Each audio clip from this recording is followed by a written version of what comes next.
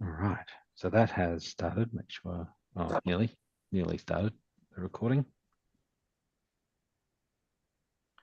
It feels like this is officially a thing now because it's 6 weeks. This is the 6th one. And Sixth so one already. Oh that's my right. gosh. Yeah. Yeah. We're like, what did we cover for 6 hours, more than 6 hours? But we've covered all sorts of topics. So anyway, it's good to have everyone here and the people that are watching the recording afterwards. We've got a few people that do that. And so it's nice to have you. And just take note again of in the email, just the guidelines about our discussion of time together. And I'll hand over to Flo. Away, Flo. Oh, hi, everyone. Hello. I thought it'd be interesting to see how many people. Hi, Sarah. How many people jumped online today, being for most of us first day back from school holidays. So we're all back in that mode of juggling. So thank you for making it today. As always, passing it on to the floor if there's anything that's come up during the week that people are like challenged with. Annabelle's got her hand up. I love it. It's your It's a moment to shine. miracle. It's a miracle, Fleur. Um, so as most of everyone's been on here since the start, you're aware I've moved into a different part and I'm using events there differently to what I've used in the past. So I have an accommodation module question. So a lot of our hotels, we offer room only and room and breakfast. Obviously, the breakfast rate is not commissionable. We only get commission on the room portion. But when you run the commission reports, it's pulling the commission on say the room only is 260 and breakfast is 280, it's putting the commission on the 280 rate. So we're not actually getting a true commission report that we then provide to the hotels to pay us on. So has anyone been able to find out a way to pull a report that takes out the breakfast? So you're setting up the breakfast. The rate is inclusive of breakfast. So the Correct. rate is 280. Yeah. Correct. Because at the moment in the software, I say at the moment as if this one's going to change, but I don't But see it this won't. one changing.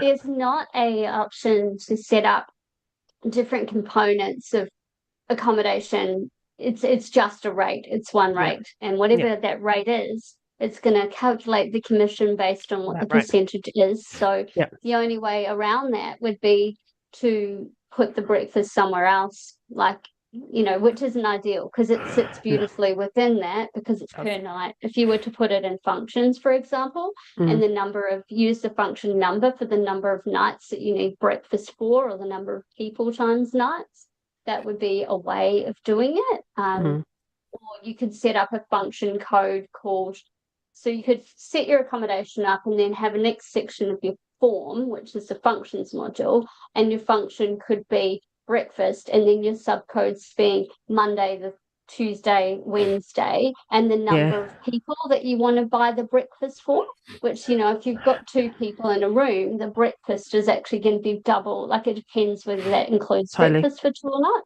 So that would be a way of doing it, splitting it out so that you don't then have that into the commission. But that's the only way, because until they literally have a component there within that module that allows you to do that. Yeah. I thought that would be the answer. Can you not use the nightly room cost? When you put in the commission report. So put the nightly room cost as the room only rate, and then the nightly room rate, which is what the attendees get, as the B&B rate. I never understood the difference, and I've only recently spoken to Hayden about it, and he said the difference is the nightly room rate is the rate that the attendees get. In the inventory page. In the inventory. And then the nightly room cost is the amount that you're paying for it. I haven't tried it. Okay. Now with my new knowledge of those 2 things and what they are, I just wonder whether if you put the nightly room cost in as excluding breakfast amount, it may work. I don't know. Yeah, we can only try. It's worth going. Fleur, we have done that. My colleague's done that for one of the clients, like the functions thing. The only thing is it just makes the form really long by adding something else. And the hotel doesn't see it. Correct. Correct. The hotel, when you're putting down a room like report, it doesn't have that. And Yeah. the clients are more likely to tick room, including breakfast, if it's just one easy tick than then having to go and tick Yeah. breakfast and stuff. And But yeah, yeah, just with the cost, like usually being a pay direct to the hotel, all of it makes more sense to have it in that. It would be, but what Francie suggested yeah, is that's great. potentially a really good option. That's Oh, what we see, love I about have this got something one. useful out of this. Yeah, try that and see. Yeah, And you just thanks. got to make sure that there's no way the delegate sees it, but they shouldn't. That's okay. We've got strangely enough, we have a template database. So we can set one up there and give it a try and see what happens. Yeah. Yeah. Awesome. Perfect. Thanks. Love it. The brain's trust. Thanks, Francie. That's amazing. As I say, it's literally only like a couple of weeks ago that I talked to Hayden about what the difference is you knew this between question was those two coming. things. And yeah, he said that it is the cost that you pay. So the idea is that if you're paying less, then you're charging the attendees. So yeah, I've always wondered what it was. Yeah, no, I knew what the difference was, but it's just so rare in the instances that I've worked with. I've always done it transparently that the cost and the rate are the same because, it's just absolutely. we're doing commissionable rates and that's how it's. But in some cases where people will negotiate a contract that isn't commissionable rates, then they will charge higher to the delegates so that they make their money on that because they're not making it on the commission. So definitely with that theory, that would be a way of achieving what you need to achieve in about. Hope it works. Yeah, I'll report back. Make super clear to the hotel that they're working off the rate for the delegate, not that commissionable rate. And again, I don't know if it shows up anywhere. I don't know if it shows up in the hotel portal or anything. So that's cool. Give it a try. Thanks. Or just tell them to be nice and make that a commissionable rate. It'd be a lot easier. Would be a lot easier. Yeah, cool. Love it. Does anyone else have a burning question? I do, and I don't know how to explain it. Try. It's a filtering question. So it's around the presentations that we did last week with the custom fields for the presentations as a panel. And one of the questions that we ask each of the panelists, I'll use symposium because I find the language a little easier to understand. So each of the presenters in the symposium, there are 3 of them, they get asked whether they want to apply for a travel bursary. And so because of the way we've done it, we've had to create custom fields called Travel Bursary 1, Travel Bursary 2, Travel Bursary 3. But when I filter to get a report, it's obviously doing an and rather than an or on those 3 filters.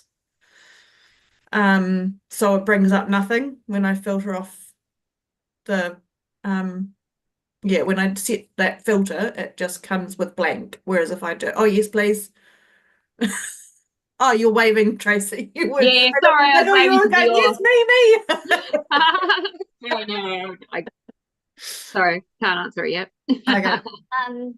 Are they 3 separate custom fields? Yeah. Yeah, so it's not going to work in the same and or way that like a multi-select on a marketing field would do it. So almost what you want to do is create a marketing code, like a single code, and bulk apply it to everyone who has one of those. So you could do filter on the first one and apply a marketing code, and that's called, whatever it would be, and then do the same process for the other 2, and then you get one code that applies to all of those people. Yeah. Which is not ideal, but that's a way of doing it. Yeah. Or create data snapshots of them. But I would probably go the marketing code way just to have one code that applied to all those people. Yeah, actually, we can do that because the reason that we need it is to do a report for the reviewers. So we're going to have closed Which you're gonna then registrations use. again, submissions Yeah, anyway.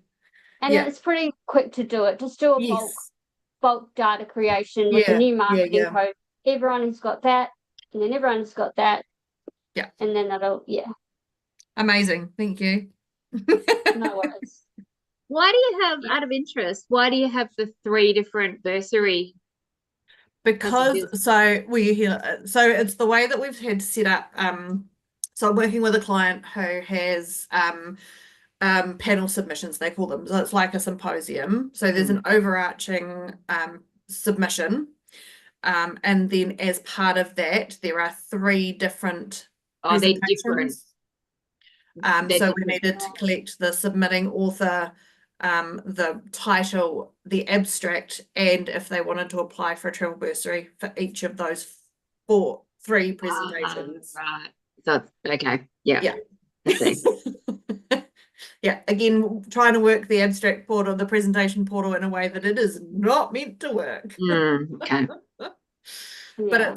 we did a lot of testing and it's the best way to get the data in there that we figured out. Yeah, Yeah. it just means that you maybe have to do a few workarounds to get the data out at the other side. Yeah. But if it's working for you, that's Also, good. we did I mean, normally I don't do reviewer portal stuff until like we actually got data in there, but because we wanted to make sure it pulled through, we did do that reporting, and the reviewer portal, it works really nicely. The reviewers can see everything really well. It's a blind review, so we can just not add the author's details in there.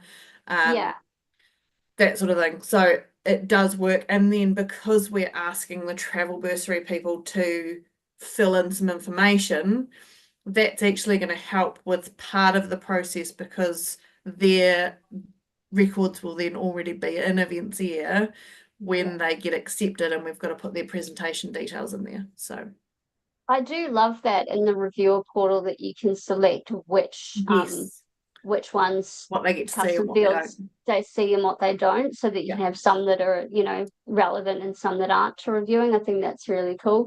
The other thing that I noticed the other day, and you guys probably all know this because you work in abstracts all the time, but I don't day to day, but is that when the abstract workflow app was originally set up, at some point this has changed. I don't know how long ago, but you used to only be able to set one paper status for accepted. And now you can set as many different paper status as accepted as you like. And when you go and do the acceptance of papers through the workflow app, you can then choose which paper status to apply. It used to be just one. I don't know when that changed. I don't know when that changed either, because I didn't know that you could do that. Yeah, it's so good. I was testing it the other day for something I was setting up for a client, and I was like, oh my God. It used to be like it was just accepted, and then you could. So it meant that often I'd have to go in manually because I'd want different, or I'd have to do it in a batch and do that batch and this, and then change the paper status. But now you can you tick on which paper statuses you want to be applicable to accepted and rejected. And then when you go and do it through the workflow app, it gives you a drop down. So you can choose which one, which is awesome. There you go. It must be very new that they've changed that. I'd never used the abstract workflow app to do that. I always did it in bulk in the back end because we would just basically go accepted and declined and maybe change their paper, their presentation type, but it was so much quicker we'd just get a spreadsheet and then update the ID number. It was a heck of a lot easier than doing it through the workflow app. Yeah. For a lot of the people that I've worked with, they've got lots of different paper statuses for different, accepted as oral, accepted as poster, accepted as rapid fire, whatever. So I love the fact that now you can do it multi-select there. It's really good. So okay, that's good. I thought maybe this had changed years ago and I was just way behind the 8 ball, but no, apparently not. So that's super cool. Does anyone else have anything they want to jump on before we chat? I was looking forward. I thought our theme for this week was gamification. It is. It is indeed. So yeah, that's what I was going to say. If we don't have any other questions, we I can don't jump know, into Lisa. chatting. Your gamification's pretty cool. Some of the stuff that you were doing this year, I was very jealous of. Yes, but I'm Lisa? on here because I'm hoping that someone's got a magical thing where you can have different gamifications for in-person and virtual. That's my question. Well, you can, because that's in the gamification setup. There's options for what's on air, what goes to on air, and what goes to the app, and what goes to both. See, this is why I just need to go to you, Fleur, because I'm sure when I asked the question to support, they said no. And it's always, I don't know about everyone else, but gamification, it sometimes is always the last thing you're doing before you're kind of getting on side and you're like, okay, yeah. And then it's sort of sometimes I'm like, oh, you know what? I just can't be bothered dealing with it. I'll just do something different. Yeah. I'm sure that you can do different ones, can't you? Because that's how they do it when they do like on air, like Yeah, not on air, so the other one. when you're setting up gamification in the comms and event stream manager, there's a drop down. Obviously, there's a drop down of all the different goal types. They've got that icon next to them, and the icon's either the little TV screen or the mobile.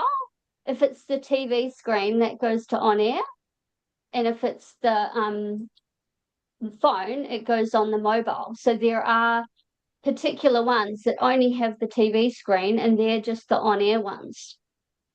But I guess if there's one that's both, you can't select that you only want it to go to one. Is that what you? I've got it. All right. I think I've worked it out. So I just need to set up two different pretty much. So even if it's the same thing, like ask a live question, maybe I have to set up two. So one is for in-person, one's for virtual. Nah, we'll go to Or nah, both. go I think it will both? go to All both. right.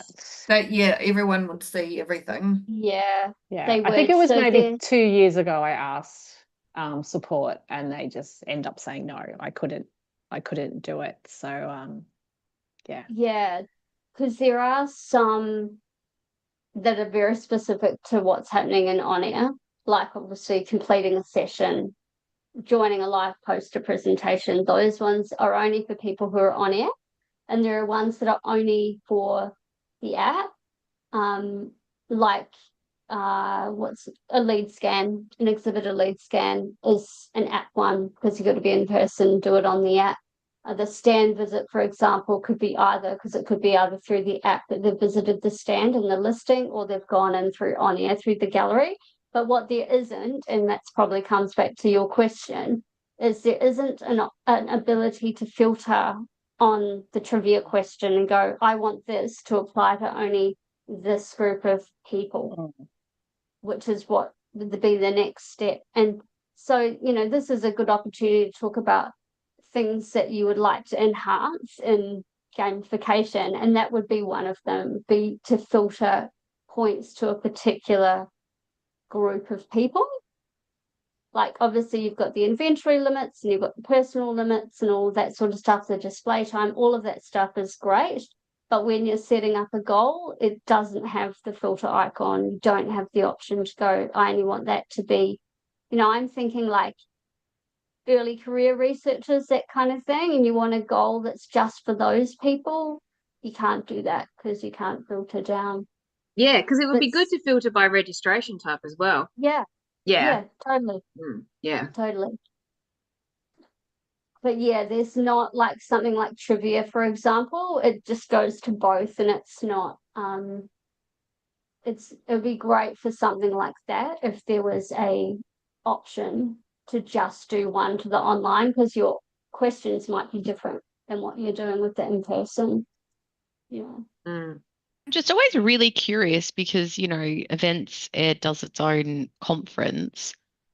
How does the person setting it up also not get as frustrated as how we can get sometimes with like, why doesn't it do the thing like that? Makes no sense. I always thought I mean, it's been so long since I've done a hybrid that I was so sure that you used to be able to select it, but then I mean, it's been years. I was sure. I've No, literally it's gone and just looked, and in you're the right. Yeah. icon. Yeah, it's just the icon that gives away whether or not it's both or it's one or the other. And that's, the I other think thing, that yeah, that little icon is more to do with this one can be used by people virtually, and this one can be used by people. Correct. Yeah. And this is both. Yeah. Yeah. The other thing that I would love to see added to it, and it's selfishly because it came up for a client earlier this year, Annabelle will know who I'm talking about. They were all about engagement and teams. And so we put everyone into a team, and their team code was on their name badge. But then we needed the gamification scores to be the team scores. So gamification's individual. So it requires every break before the gamification leaderboard would get displayed, us extracting the data. And then my very good at Excel husband created this template that I would paste the raw data into. And then on the next tab, it would tell me, work out what team they were in and put the points to the team and give me the team leaderboard. Oh my God. And it was cool and it worked really well, but they were wanting it updated like 2 to 3 times every session, every break. And it was a lot of work. And if there was something in gamification just inbuilt that allowed you to assign people to a team or a group and then get the group score, because gamification, to their credit, that client, it's not just about engaging with exhibitors and engaging in general. It's sometimes about engaging with your peers. And so I quite liked the concept of grouping people together. But then we were, it was just heavily manipulating how are we going to make that work, because the gamification is not set up like that.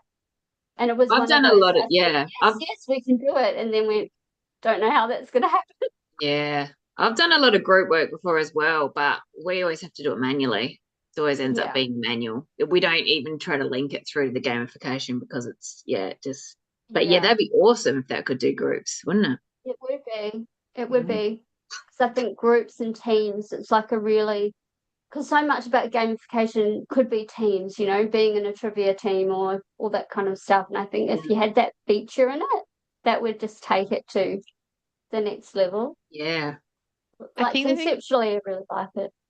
One of the things that really frustrates me that they've stopped, I shouldn't say it frustrates me.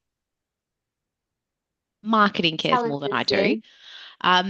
Is that you can no longer link the hashtags. They won't pull through to that event stream manager.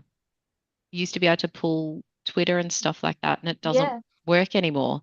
And that's when you're looking for, I mean, I love that there is a closed social media channel. I think that is great because it does mean that people will interact, but there are some people that have their own social profile, and so they like to post about stuff, and it means that they sometimes won't interact with the gamification because they're posting on their own channels. So I don't know why it stopped working. Well, I do know why.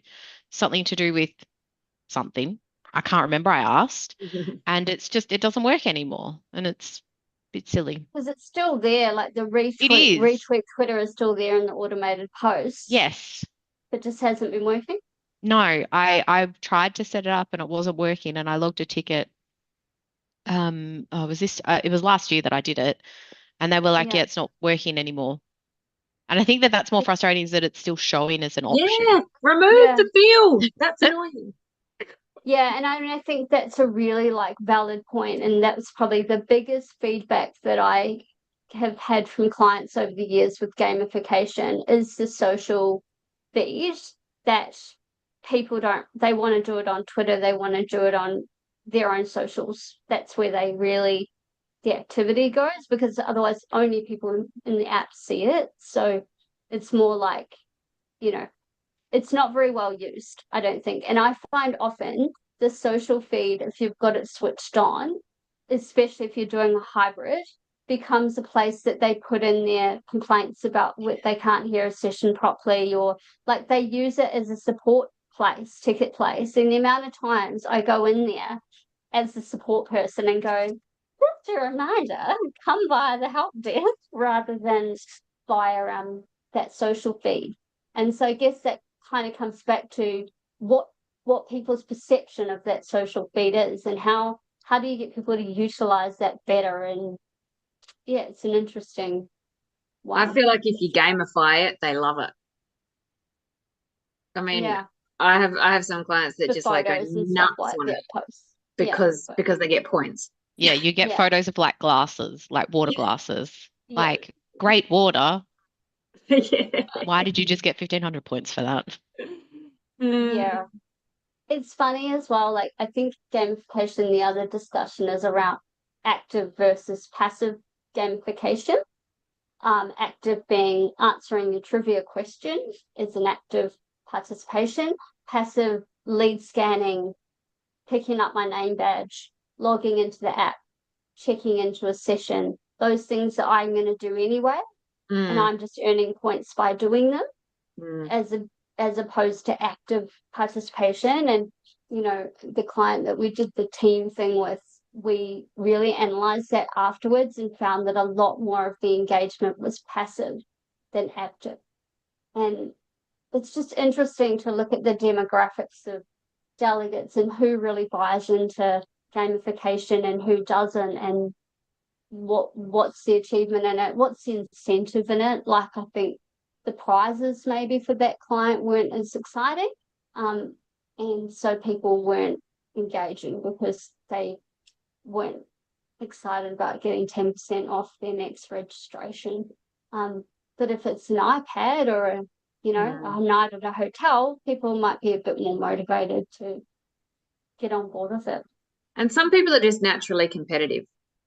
There's always your top sort of 3 or 4 that are just, always at the top, just fighting for that first position.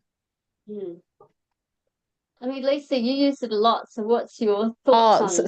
Sorry, I've got a banana bread in the oven at the moment, so I'm still testing on that's why I went up.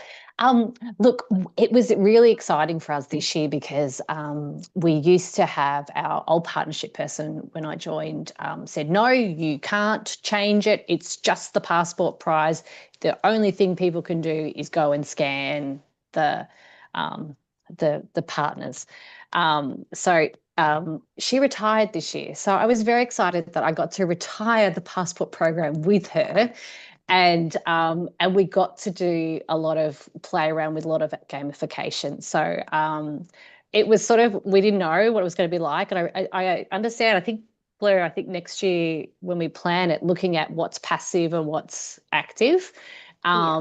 So, look, I think some of the things we wanted to do was mainly to get them to download the app first early. So I think that was one from the Events Air conference. So that's an easy one. What did we have? So our Friday night sponsor was based in Perth. So we got able to get them a quokka costume. So one of the gamification thing was to take a selfie with the quokka and then put it on your social feed. So we thought, oh, no one's going to probably do that. Well, yeah, everyone, I think they became points junkies. I can't remember where I heard this from, but we had, it was someone, I'm not sure, but we had puzzle pieces sort of hidden around, and we gave it to all our gold sponsors that they could give out puzzle pieces. And at first people didn't understand what it was, but then they had to bring it to our booth, and basically the puzzle ended up being our branding for next year. Oh, cool. Yeah. So other ones were just. Can I just ask, when you did the selfie, how did you separate the points for putting a selfie with the quokka on the social feed as opposed to just a normal social feed post? So it was an event stream post. That was the only event stream post we had. So I think because you didn't get points for. So if they just put a picture of themselves on there, they'd still get the points. Yeah, well, we can monitor. You can't differentiate. Yeah. So I think it was. I mean, I'm pretty new to gamification. I don't know whether, and unlike Sarah, we find that they always get our hashtag wrong. So we didn't really want to do it as a social post. So it was only that one thing that we did. So I mean, you can do a location scan for something like that. So we've done that with clients where they had to take a selfie at a particular location, and then the person monitoring that location would do a location scan for that to say yes, they've done it. And then when they put it up onto the feed, they got bonus points for putting it up to the feed. So that's a way of managing that. And I think also we didn't do it as, we didn't have it as like the leader one. We still had it where we had like different categories. So like if you, what was it? Like you got badges. So if you got 10 points, then you got one entry into the draw. Like if you got 40, if you got 50, then you got this many entries. So like the maximum you could get, I think, was your name got into like three times. So I think it makes it a bit more flexible so that you're not having people just scan away. And they're not just shooting for that number one position where only one person's going to win. So I find that there's people that are powering through and they've got loads and loads of points, and then everyone else just gives up because I'm not going to win. Yeah. But if there's incentive for them as well, even though they're not, I like that. Yeah, but I like that idea too. But I think for the virtual, I don't know, Fleur, you've probably seen more. I think for the virtual, the leaderboard does sort of kind of work, because that one, if I can just do it where they're going to a session, they're asking a question, which is what we did last year. We did for the virtual, that the leader basically won. But then it's making sure you can isolate the leaderboard, because the leaderboard is for everyone. So like it's kind of almost like running its own competition, and you could do that through the portal of the results portal for analytics, and you could export, and for particular categories you could then do that. But the other thing I found as well is if you're doing things like trivia, I like the fact that you can time things. So you can say if that trivia question appears at 1 o'clock and then another one comes up at 4 o'clock. So they're not just all there. You can't just answer them all at once. But if you're doing that, I think it's a good idea to send push notifications about it as well to prompt people. Otherwise, they kind of forget that, I could go check if there's a new trivia question or something like that. So I think there's a whole side of it with push notifications of how you can then get them to engage further. But I'm all for gamification in the app, because I think otherwise the app is just a mini website where you can, other than live Q&A and live polling, what else are you doing on the app? Like, connecting. I guess you do connect with people, but the more that you can use the app in an interactive way, the better, I think, because otherwise why have it? Why spend the time setting up? So yeah, I'm a big fan. It's good. So Sarah, you're not using it too much? No, we do. I don't. Do? I've actually handed this all over to our coordinator, and she has grabbed it by its horns and she bloody loves it. So she's probably more an expert in it than I am. I haven't done it in so long. She definitely asks me questions, and then half the time I go, I don't know, go ask if it's there. So Lisa, are you setting it up or is Jackie setting it up? Yeah, I'm lucky that I do have someone. So so I'm going to send Renee to Jackie next year then, if the two of them can chat. Yeah, I mean, a lot of it was a joint kind of effort coming up with ideas and working it out. But I think it's also when it's, I think everyone knows when you're trying something new on site, you don't want to overwhelm them. So I think there's definitely new things that we could definitely add for next year. But I think the QR code, everyone seems to love. It's an easy one. Yeah. And it's probably the easiest one to almost set up, because it's a physical thing where they have to go and find it. Yeah. Yeah. I agree. It's always hard to come up with those ideas for clients and that are different and unique, and then get them on board. We did at Waldron Smith, at our Christmas party, we did like a thing where we went around Melbourne and we had to do it was with a different app. We had to do all these activities. And one of the activities was doing like a live news cross from a location about, some news. And it was really fun. And we made these like 15-second videos. We had to post them. We got points for that. And I proposed that one to a client and said, oh, why don't you, because they were really about team engagement. I said, okay, you have to find 4 people who are in the same team by what's on their name badge. And then together you have to do like a live news cross from this location. And they were like, oh, that's so good. And then they went, but no one will want to do that. And so they didn't want to do it at all. They just ended up doing standard stuff, trivia, location scans, and all that sort of stuff. And they really didn't use the social feed at all. I love the Quokka selfie. That's such a good option for like something that's clearly going to go up. But I just thought, you can do these little videos and they'll be really fun and entertaining, but it was, a conference that was of a pretty straight laced demographic, I guess, and they weren't on board. But yeah.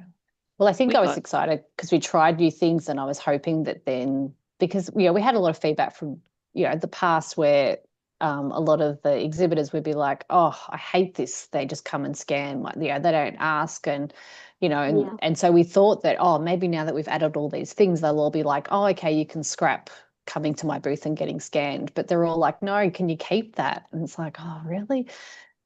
Because it is a lot to set up. It's a shame that you can't.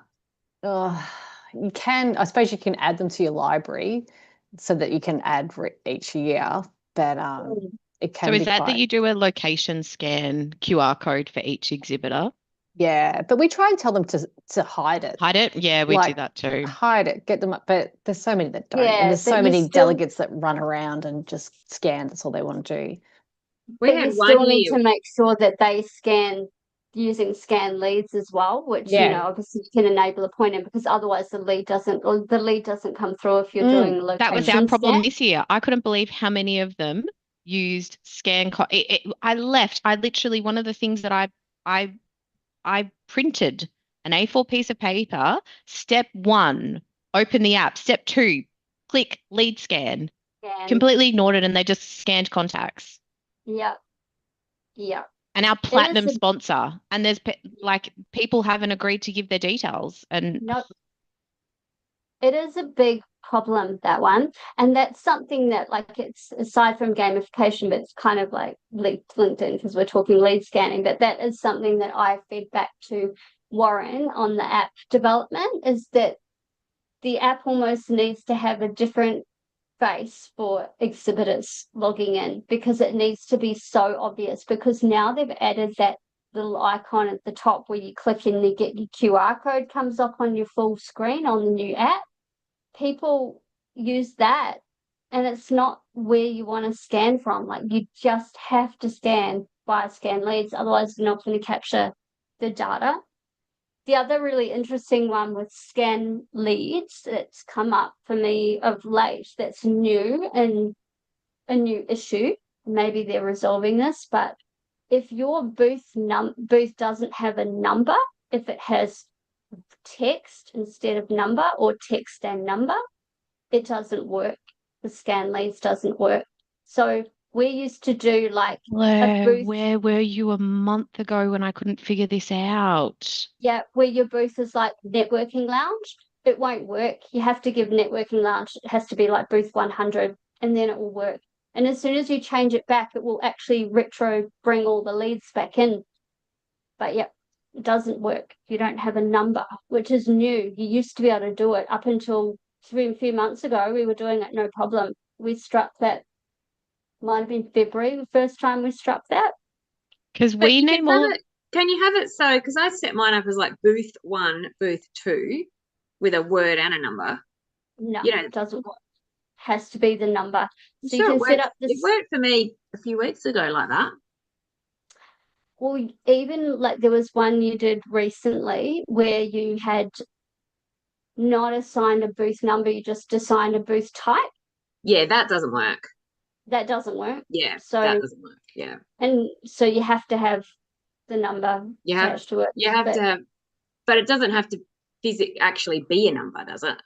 Well, it Really? does. And then maybe they've fixed that because, but No, as we of had the same error, now, but we only had it for some people. It didn't work for everybody. And we had yeah, some people who had the lead scan on their phone and other people who just, the exhibitors that did not. And so we have ours are, so I have S for like a stand. So if I have like a shell scheme build, and then I have T for a tabletop so that we can tell the difference mhm, between them. Mm. mhm. Yeah, And it I didn't think it would work. be worth. No, not for everybody. I had some people that we tried for the whole time, and we ended up just getting them to do the scan contacts because the Mm, lead scan didn't even actually show up on their app. even though they were linked in the Yep, group and everything. yep. You have found a couple of glitches, and again, they were early in the year, so I'm not sure how many have been resolved. It's not my day to day, but we had that the booth types that you ticked in the scan leads and view leads option in the app were switching on and off at random. So you'd save them, and then you go back in, oh, that one's not appearing. Why not? You go back into the app, oh, it's unticked again. So we had to check that. And then definitely we used to have networking lounge. We had in February, we had networking lounge. We had ice cream booth Mm. people who were just doing the ice cream cart and they weren't doing a booth. And we wanted them to do scan leads from the ice creams. It's always worked until this year when it didn't work. And as soon as we changed it from ice cream to 100 and networking lounge to 101, they worked and they came back and they'd scan them on site because we didn't realize and while it was happening. And then as soon as we changed it retrospectively, the scan leads were all there. That's bizarre. So The yeah, other issue I have constantly is, you know how you can set up the suggested lead management questions? yeah, We always set up one called notes yeah, that comes up automatically when people do their scanning. But, and this has happened to me on quite a few events, sometimes for some people it just will not show up. And I cannot figure out, like, of course, when events there test it, it works for them. yeah. And it works for, you know, it will work for me, but you look at an exhibitor and for some reason, and we can't figure out, we looked at different devices. Is it an old phone? Is it an Android versus Apple thing? But there's Yeah. no sort of Right, no pattern at all. reason to it. Yeah. And when you go into their exhibitor portal, is it on for them Yeah. in there? Yeah, Yeah. Yeah. It's yeah, that's on. weird. Mm. Because I've had that same thing come up, but then when I've gone into the exhibitor portal and just resaved it, then refreshed their app, it's come back for them. Mm. Mm. But yeah, I tend to, if I'm going on site for a big show, I tend to go into every single one's exhibitor portal. And it is a bit of a punish because you're obviously having to go one by one into their links and Mm. check that they've added, set up, configured, done what they're supposed to do. And if they haven't done anything, make sure that at least the notes one is there for them. So I Yeah. always want to put comments and stuff. Mm. Yeah. So, But So we yeah, we found a bit similar to you where like they're like we're sure that we've linked them to the group. Like we're sure Yeah. we've linked that delegate, and we'll have to now we it's really manual. Have to go back through because some reason they unlink. I'm not really sure how. We've tried to work it out. Yeah, but it's a manual thing having to go through and just checking that everyone's linked. Because the last thing you want to do on site, especially, I'm sorry you guys have had that with the numbers and that, but yeah, I mean it's a huge thing making sure they can scan leads. It is, and I definitely do the same, Lisa. I literally pull a full registration list of everyone who's an exhibitor or sponsor reg type and whether they've got a group record attached to them. And if they don't, I go and manually do it because I just don't want to go on site and have that drama. yeah. Yes. Yeah, there's definitely been a few little glitchy things, but it'd be interesting to do some testing, Sarah, and see whether that's changed and or you need to completely move away from using S's and T's in your booth numbering. Yeah. It's just annoying because I don't really But can want you to do that. do like one S, like one space S, or No, like No. literally No, we were no told no letters characters. at all. Didn't work. But then, it may have been fixed because we, definitely threw us for a loop because we've been doing it the same way for years and years. So it was like, oh, what's going on there? Or It could didn't make you? any sense. Sorry. I was just thinking for you, Sarah, could you have the stand type as stand, one stand type as stand, one stand type as table, and then number them accordingly? We could, but the problem that we do is we number them the same. You have more If than one. You've got a yeah, stand one and a the table one. tabletop one, yeah. Yeah. Yeah. Yeah. And it was really weird. Um, because it worked for a lot of people, and then we had a couple that it did not work for their whole entire time that they were on site with us, and I could not. And I mean, they were lovely about it. I just told them to keep scanning scan contacts, and then I basically manually went through and then checked whether people had agreed to. And that's my other thing that just really frustrates me is that you've got like a marketing preference and then you've got like an app preference, and they can be different. So people will sign up for one but not the other. But then if you do scan leads, it overrides some of that and it shares their details even if they haven't agreed. And I mean, that's years since I've tested that, but I've never. Yeah, scan leads will share regardless of what their privacy choice is, whereas contact exchange won't. Yeah, and that makes me really uncomfortable because I don't think that people realize that. Yeah.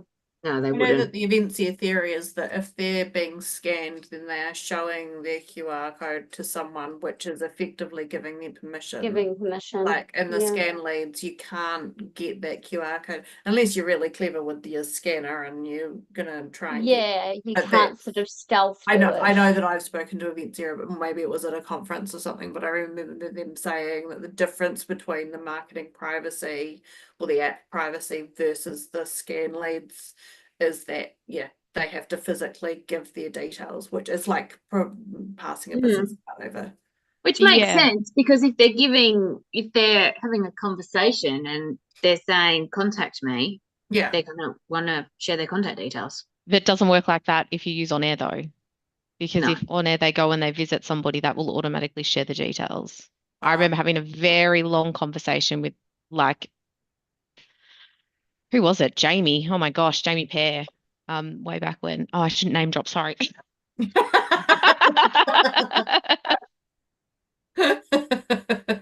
think what I would do if I was doing it with On Air, because to be honest, most of the clients I work with have moved away from doing actual booth visits and On Air now. They're still the listing. Nobody goes, no one wants to be in there because it's hybrid and their focus is on site. But you could add a new how you can tick on for request info, so that particular field comes up in On Air. You could add one in at the beginning of the On Air booth listing where they actually have to tick to say that by requesting info from this exhibitor, you are agreeing to your data being sent to them. So give them like a checkbox they have to check in On Air. I mean, I have the complete opposite. Well, not the complete opposite to everybody else. Only Lisa. Lisa's the only one that runs a really successful hybrid conference here. No, Fleur knows of many that she runs as well. I'm never doing a hybrid again with numbers and stuff like that. Didn't even cover costs. Got to give it 3 years, Sarah. Got to give it 3 years to give it. No, I'm not. Lisa's is an excellent case of it really, really working. Oh, but we still need to improve lots. There's still so many things that we've, every year I'm like, oh, why did that happen? You tell chairs, for example, you tell chairs to ask a question for the virtuals and they don't. Yeah. You're getting enough numbers to make it financially viable though. Yes. Yeah. Like to make make it profitable, which is what you'd want to do it for, you know, like there's a lot of benefit to it, but if it's costing you money, it's hard to justify, but you're making it work really well. And since some clients, the numbers are increasing and some are declining because as we've, the whole post-COVID impact, I guess, but yeah. You just find it's not profitable for you, Sarah? You just don't want to. So we ran it for the first time this year after being absolutely panned for the last, well, I mean, I've only been here for 2.5 years. So I walked into a shitstorm of people wanting virtual. We couldn't do it in 24 because just couldn't. 25, so this year we decided I had a manager who had an appetite to try it out. And I said to her, I don't know about this. Yeah. And we were literally getting like last year, every couple of weeks, every post that we put up about conference, we were having people comment, and it was just a pile on about why aren't you doing virtual? Why isn't it virtual? Why isn't it virtual? And so we offered virtual, and we had less than 40 people sign up for it. Yeah, wow. It's a lot So of that work. didn't even, a lot of work. Yeah, it's not worth it for that number of people. No. Yeah. But I think it's also I mean, I know like we will keep it. It's unfortunately something that everyone loves. Yes, it is extra work, but then also speaking to, you know, now our hard thing is because we do it, everyone expects every single event that we run for the rest of the year is a hybrid. Or, you know, we're realizing that we have to do some of it, but then even, you know, we did one event this year where I priced it the same. It was the same whether you came in person for the one day or it was the same if you did it virtually. But I didn't live stream it because I don't think Fleur was available. But and we just recorded it and said that it would be available on the Wednesday. And we still had people like, why isn't it live? And I'm like, I'm sure you've got better things to do on your Saturday than sit. Yeah. But then it's also, we're going to look at pivoting. We're running an event later this year, and instead of having the expense, because I don't have the budget for it because it's a small event, of having a camera operator, I am seriously just taking like it's pretty much going to be a voiceover PowerPoint, and so that's not going to cost me that much more. No, because that's just your vision switcher and your that's just a vision switcher in the audio or something like that. Yeah. A couple of hundred. If you want to get away from hybrid, Sarah, because you're not No, getting that's the what I'll be doing numbers. next year, 100%.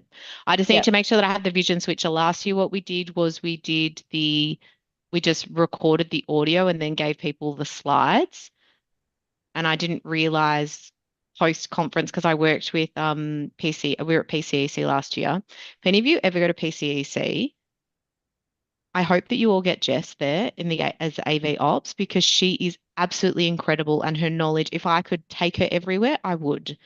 And she was really helpful in explaining that if you wanted to do that, then this is the equipment that you're going to need to. And I'm like, oh, I should have asked this question 2 months ago, and you could have just done it for me. Yeah. Yeah. Well, team, I have a 2 o'clock appointment today, so can't go well over today. But did anyone else want to raise anything about gamification? I think, you know, there'd be some great improvements that could come, and I think the two keys would be the filtering option. I think is a really important one, Lisa, that we could feedback to Centium, and I would love to see some group team stuff capability in it, because I think that's the missing ingredient there. And the lead scanning bit, because that would change the way that we would do the engagement with exhibitors. Yeah. Cool. Anyone have a particular hot topic they want to hit next week? Or if you think of one over the next few days, you know, flick us an email and we can put one on the agenda.